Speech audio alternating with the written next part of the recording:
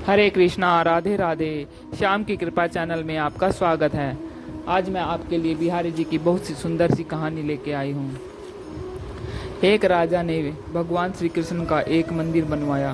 पूजा के लिए पुजारी जी को लगा दिया। पुजारी बड़े ही भाव से बिहारी जी की सेवा करने लगा।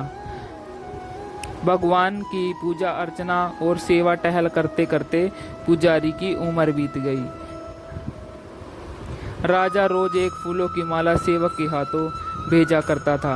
पुजारी वह माला बिहारी जी को पहना देते। जब राजा दर्शन करने आता तो पुजारी जी वह माला बिहारी जी के गले से उतारकर राजा को पहना देते। यह उसका रोज का नियम था।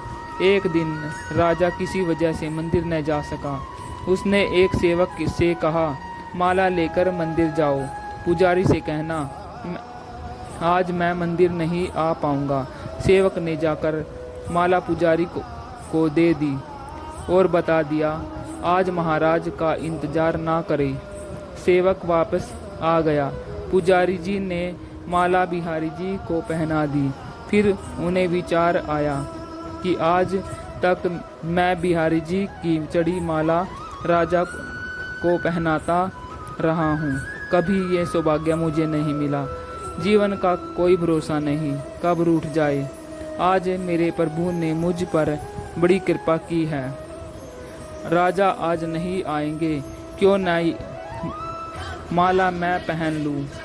यह सोचकर पुजारी ने बिहारी जी के गले से माला उतारकर स्वयं पहन ली। इतने में सेवक आया और उसने बताया कि राजा की सवारी बस मंदिर में पहुंचने वाली है। यह सुनकर पुजारी कांप गए। उन्होंने सोचा, अगर राजा ने माला मेरे गले में देख ली तो मुझ पर बहुत क्रोधित होंगे। इस भय से उन्होंने अपने गले से माला उतारकर बिहारी जी को फिर से पहना दी। जैसे ही राजा दर्शन को आया तो पुजारी ने नियमानुसार फिर से माला उतारकर राजा के गले में पहना दी। माला पहना ही रहे थे, तभी राजा को माला में एक सफ़ेद बाल दिखा। राजा को सारा माजरा समझ आ गया कि पुजारी जी ने स्वयं माला पहन ली, फिर निकालकर वापस डाल दी होगी। पुजारी ऐसा छल करता है, यह सोचकर राजा को बहुत गुस्सा आया। उसने पुजारी जी से पूछा, पुजारी जी यह सफ़ेद बाल किसका है? पुजारी जी को लगा कि अगर मैं सच बोलता हूँ तो राजा दंड देंगे। इसलिए जान छुड़ाने के लिए पुजारी जी ने कहा, महाराज सफ़ेद बाल तो बिहारी जी का है। अब राजा गुस्से से आग बबूला हो गया। यह पुजारी जी झूठ पर झूठ बोले जा रहा है। भला बिहारी जी के भी सफ़ेद बाल होते हैं? राजा ने कहा, पुजारी अगर यह बाल बिहारी जी का है तो सुबह श्रृंगार के समय मैं आऊँगा और देखूँगा कि बिहारी जी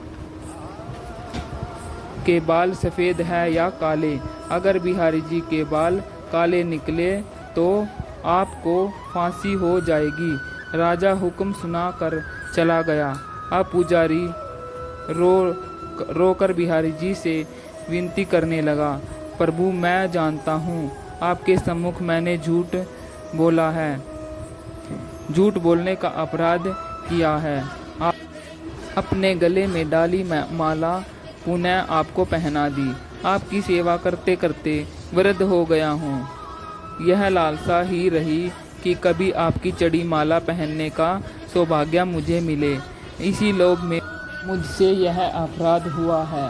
मेरे ठाकुर जी, पहली बार यह लोभ हुआ और ऐसी विपत्ति आ पड़ी।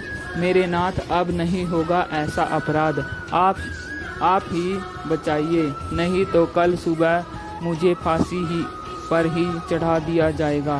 पुजारी सारी रात रोता रहा। सुबह होते ही राजा मंदिर में आ गया। उसने कहा कि आज मैं प्रभु का श्रृंगार करूंगा। वह समय इतना कहकर राजा ने जैसे ही मुकुट हटाया तो हैरान रह गया। बिहारी जी के सारे बाल सफ़ेद थे। राजा को लगा पुजारी ने जान बचाने के लिए बिहारी जी के बाल सफ़ेद कर दिए होंगे। गुस्से में तमतमाते हुए उसने बाल की जांच करनी चाहिए, बाल असली है या नकली। ये समझने के लिए उसने जैसे ही बिहारी जी के बाल तोड़े तो बिहारी जी के सिर से खून की धार बहने लगी। राजा ने बिहारी जी के चरण पकड़ लिए और क्षमा मांगने लगा। बिहारी जी की मूर्ति से आवाज आई, राजा तुमने आज तक केवल मुझे मूर्ति ही समझा, इसलिए आज मैं केवल तुम्हारे लिए मूर्ति ही हूँ। पुजारी जी मुझे साक्षात भगवान समझते हैं।